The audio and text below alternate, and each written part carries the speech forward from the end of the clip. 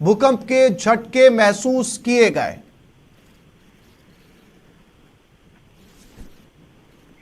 तो अफगानिस्तान के हिंदू कुश में भूकंप का केंद्र बताया जा रहा है और इस भूकंप के झटके नोएडा तक महसूस किए गए। भूकंप की तीव्रता 5.7 आंकी गई है और इसका सबसे ज्यादा असर अफगानिस्तान के बाद जम्मू कश्मीर में देखा गया और फिर नोएडा तक। ये वो तस्वीरें, छत पर लगा हुआ लैंप किस तरीके से, ये सारे लैंप किस तरीके से हिल रहे हैं, अंदाजा लगाया जा सकता है कि भूकंप अभी अभी गुजरा है। 5.9 तीव्रता के साथ ये भूकंप आया था, यानी कि तीव्रता ज्यादा कही जा सकती है। हिंदू कुश में इसका सेंटर माना गया और उसके बाद जम्मू कश्मीर होते हुए इस भूकंप की लहरें नोएडा तक पहुंची है।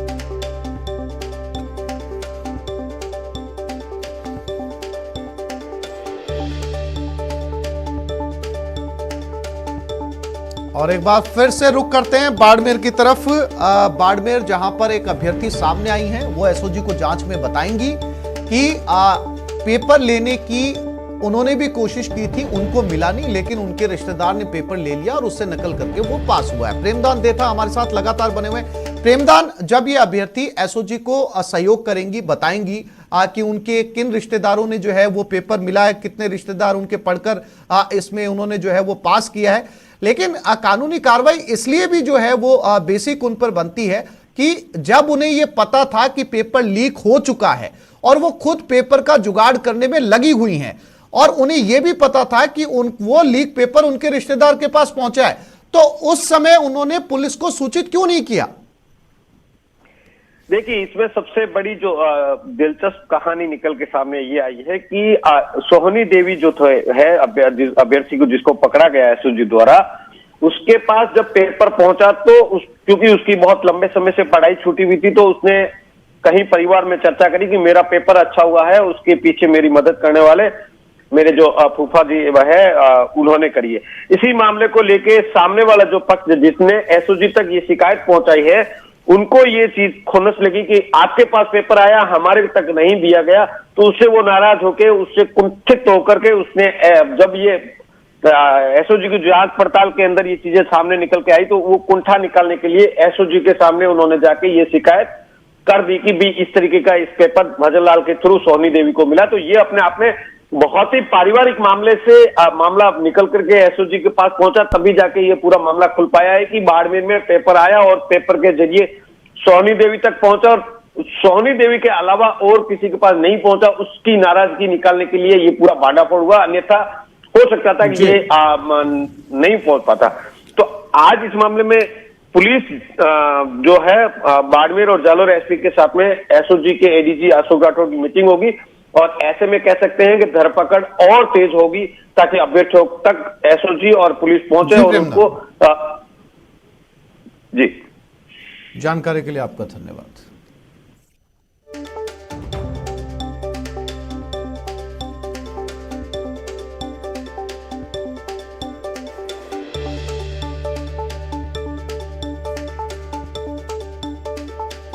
रीट पेपर लीक मामला, रीट पर बड़े एक्शन की तैयारी में एसओजी अतिरिक्त महानिदेशक अशोक राठौड़ प्लानिंग बनाएंगे। जालोर पुलिस के साथ ये दबिश दी जाएगी। जालोर में 100 से ज्यादा गिरफ्तारियों की संभावना है, यानी कि आज एक बार फिर से बड़ा दिन रीट को लेकर लगभग 100 गिरफ्तारियों की संभावना जताई जा रही है, यानी कि तार से तार जुड़ते जा रहे, कड़ियों से कड़ियां मिलती जा रही हैं और वो तमाम चेहरे, वो रीट के गुनाहगार सामने आते जा रहे हैं जो इस पेपर के लीक में शामिल थे या जिन्होंने लीक पेपर को खरीदा और उसके बाद उन्होंने ये परीक्षा दी। पहले ही 40 से ज्यादा गिरफ्तारियां हो चुकी हैं और आज एक बार फिर से बड़ा दिन, रीट में 100 से ज्यादा गिरफ्तारियां आज मुमकिन हैं।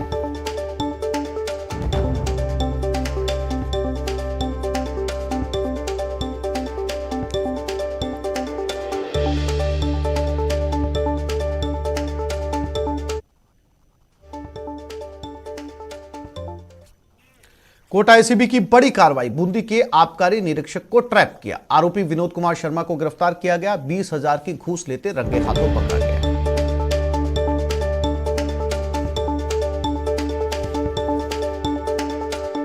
बूंदी के आबकारी निरीक्षक को ट्रैप किया गया है। कोटा एसीबी ने कार्रवाई की है। आरोपी का नाम विनोद कुमार शर्मा है और 20,000 रुपए की घूस लेते हुए विनोद कुमार शर्मा पकड़े गए।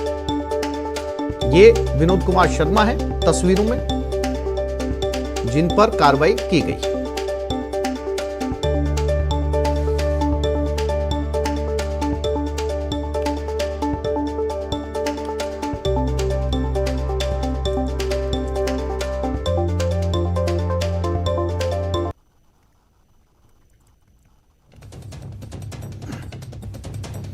और इसी खबर पर ज्यादा जानकारी के लिए बात करते हैं हमारे संवाददाता ओम प्रकाश के साथ। ओम प्रकाश, किस प्रकरण में विनोद कुमार शर्मा ने ये रिश्वत मांगी थी?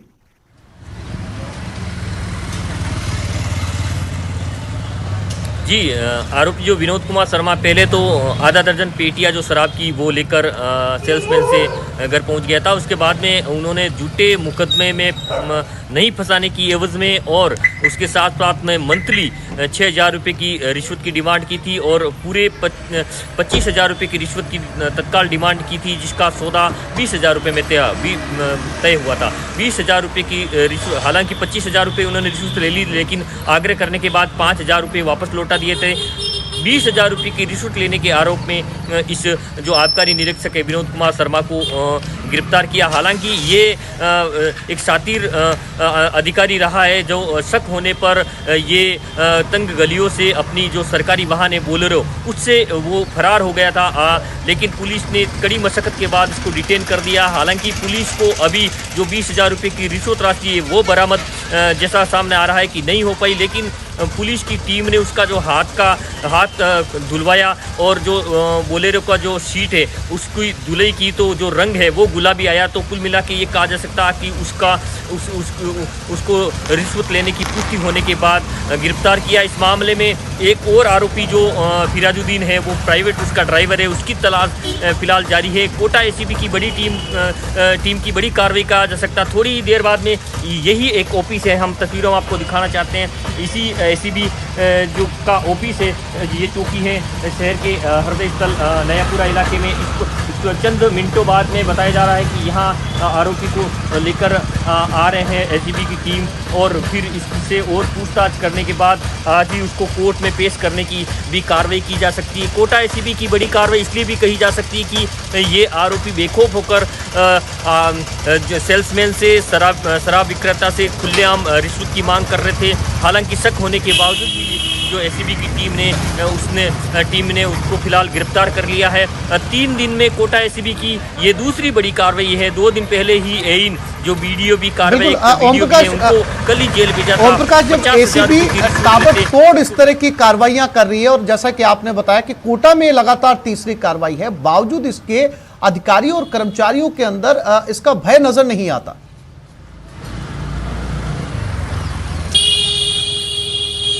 ये आप सही कह रहे हैं आसिफ। कोटा एसीबी लगातार अधिकारियों, कर्मचारियों और सरकारी जो विभाग है उनमें ताबड़तोड़ कार्रवाई कर रही है और भ्रष्टाचार के खिलाफ एक अभियान के तहत उसको लिया जा रहा है और लगातार परिवादी भी सामने आ रहे हैं, अभी जो एसीबी की शरण में आ रहे हैं और शिकायत कर रहे हैं। शिकायत के बाद लगातार ट्रेप की कार्रवाई हो रही है, लेकिन अधिकारी बेखौफ है और निडर होकर इस तरह की जो वारदात है रिश्वत लेने की वो अंजाम दे रहे हैं और पकड़े भी जा रहे हैं। तो 3 दिन में ये दूसरी बड़ी कार्रवाई कहा जा सकता है। उस आधार पे ये भी माना जा सकता है कि अधिकारियों में एसीबी का जितना भय होना चाहिए शायद वो भय नहीं है और निडर होकर बेखौफ होकर जो रिश्वत की डिमांड आम लोगों से वसूल रहे हैं। सबसे बड़ी बात इसमें यह भी है कि जो काम जायज होता है, जो काम हो जाता है, उसके बावजूद भी उनको धमकी देकर उनसे अवैध रूप से पैसे वसूली करते हैं, रिश्वत की डिमांड करते हैं। ये भी वाकया शायद जो शराब विक्रेता के सामने आया था वो भी है कि न केवल। जी ओम प्रकाश, जानकारी के लिए आपका धन्यवाद।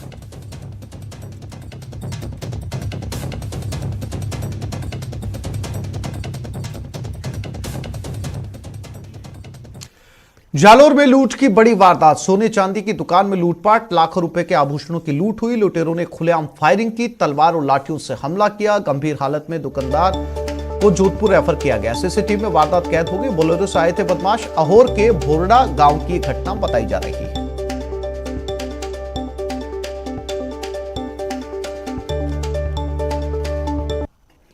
तो ये सीसीटीवी फुटेज है जिसमें लूट के लिए लाठियों और तलवारों का सहारा लिया गया। अंदर घुसे, ये तलवार लहराई। बाहर दूसरी विंडो में आप देख सकते हैं, बाहर एक तलवार लिए हुए शख्स खड़ा रहा और लाखों रुपए के आभूषण लूट कर ले गए। और आप देख सकते हैं इस दुकान के अंदर ग्राहक भी बैठे हुए थे, उन्हें डंडों से मारकर बाहर भगाया गया।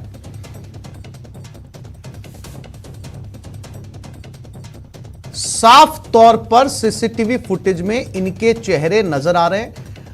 इन्होंने चेहरे नहीं ढके हैं और लाठी और तलवारों से इन्होंने यह हमला किया। और जो बाहर चौकीदारी कर रहा है, जो बाहर दुकान के नजर बनाए हुए श्याम सुंदर, जालोर संवाददाता, उनके पास चलते हैं। श्याम, इस वारदात में चेहरे साफ तौर पर सीसीटीवी में नजर आ रहे हैं। बहुत सारे चश्मदीद भी मिलेंगे इनको, इनके चेहरे जिन्होंने देखे हैं। क्या पुलिस को कोई कामयाबी मिल पाई या पुलिस के हाथ अब भी खाली हैं?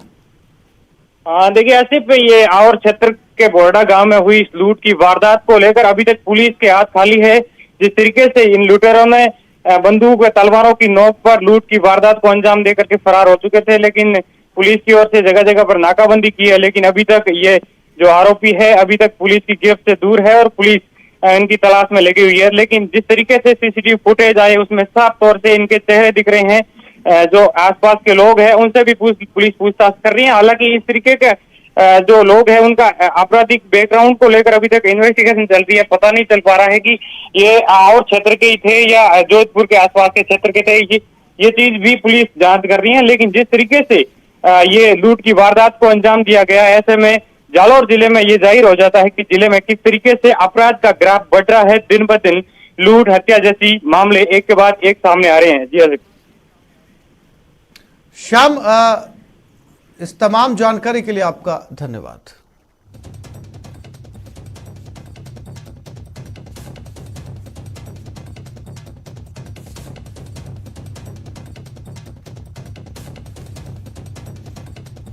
और पिंक सिटी को बड़ी सौगात, दुनिया का तीसरा सबसे बड़ा क्रिकेट स्टेडियम का भूमि पूजन हुआ। वैभव गहलोत ने भूमि पूजन किया। शिलान्यास कार्यक्रम में जुड़ेंगे सीएम गहलोत, बीसीसीआई अध्यक्ष सौरव गांगुली। तीसरा सबसे बड़ा क्रिकेट स्टेडियम अब राजस्थान में।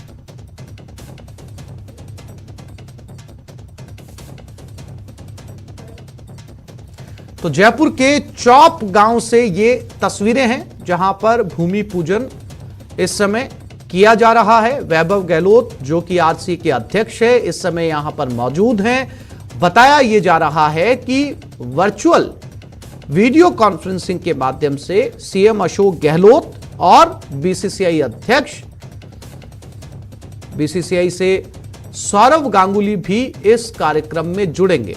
इस स्टेडियम की खासियत यह है कि यह दुनिया का तीसरा सबसे बड़ा स्टेडियम होगा। जी हां, भारत का नहीं बल्कि दुनिया का तीसरा सबसे बड़ा स्टेडियम होगा। दिल्ली जयपुर बाईपास पर यह स्टेडियम बनाया जा रहा है। चौप गांव है और इस जमीन का माप जो है वो 100 एकड़ है। 100 एकड़ अंदाजा लगाया जा सकता है कि कितने बड़े स्तर पर इस ग्राउंड को बनाया जा रहा है। 600 करोड़ रुपए कुल इसकी लागत आएगी। महेश धादिच हमारे साथ चौप गांव से जुड़ गए, उनके पास चलते हैं। महेश, राजस्थान के लिए गर्व का विषय इसलिए भी है कि यह केवल भारत का बड़ा स्टेडियम नहीं है बल्कि यह कहा जा सकता है कि दुनिया का तीसरा सबसे बड़ा स्टेडियम जो है वो जयपुर में बनने जा रहा है।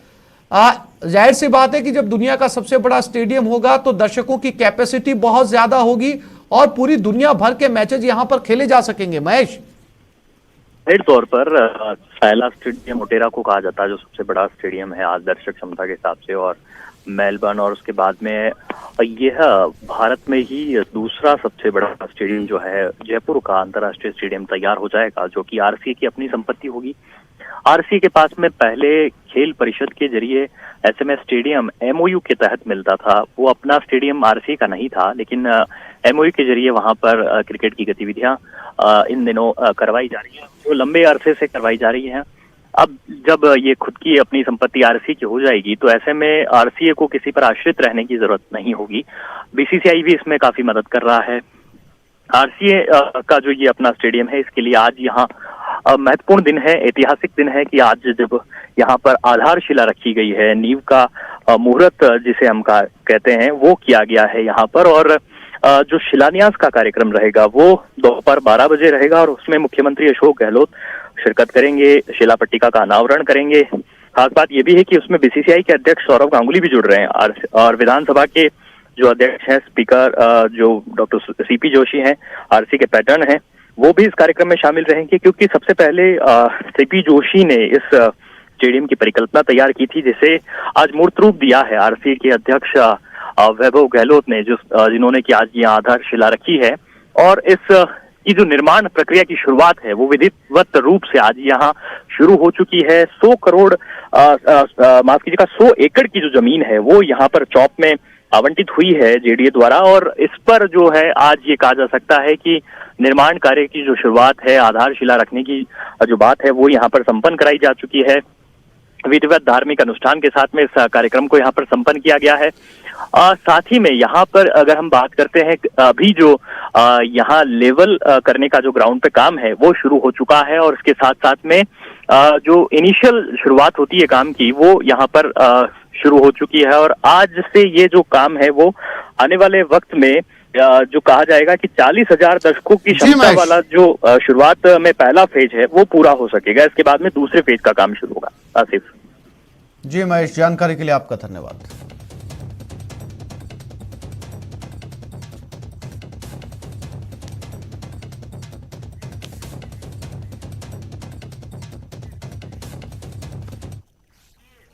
एक छोटे से ब्रेक के लिए रुकेंगे, जल्द लौटेंगे।